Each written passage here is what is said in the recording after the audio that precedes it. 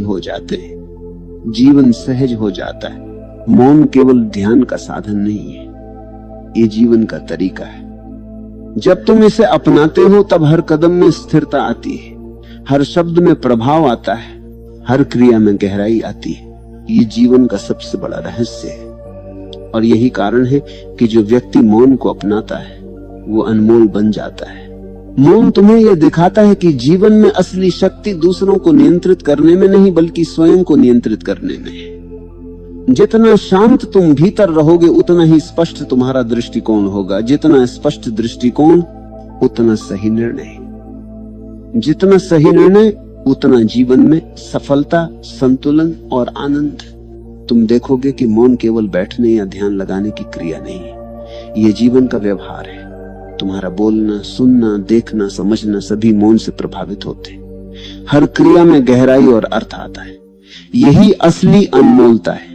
जब तुम गहराई से मौन का अनुभव करते हो तब तुम्हें यह समझ आता है कि जो लोग बहते हुए शोर में रहते हैं वे अक्सर अपने आप से दूर होते हैं। जो व्यक्ति भीतर स्थिर है वह दूसरों के साथ भी सच्चा और ईमानदार संबंध बनाता है। यही जीवन का सार है, यही असली मूल्य है। जब तुम ये सीख लेते हो तब तुम्हारा जीवन बदल जाता है। तुम अधिक जागरूक हो जाते हो, तुम अधिक संवेदनशील हो जाते हो, तुम अधिक स्पष्ट और प्रभावशाली बन जाते हो। और यही वह अवस्था है जब इंसान वास्तव में अनमोल बन जाता है।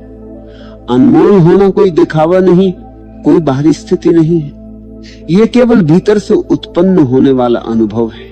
जब तुम भीतर से शांत, जागरूक और पूर्ण हो जाते हो तब तुम्हारा अस्तित्व ही अनमोल बन जाता है। लोग तुम्हारे मौन, तुम्हारी उपस्थिति, तुम्हारे व्यवहार से प्रभावित होते हैं, न कि केवल तुम्हारे शब्दों से। मौन तुम्हें यह सिखाता है कि जीवन में असली शक्ति अपने भीतर जागरूकता लाने में।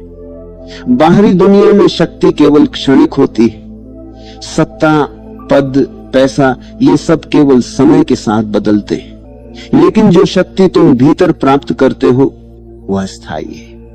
यह तुम्हारे अनुभव, तुम्हारी समझ और तुम्हारी स्थिरता में रहती है। यही वह कारण है कि मौन को अपनाना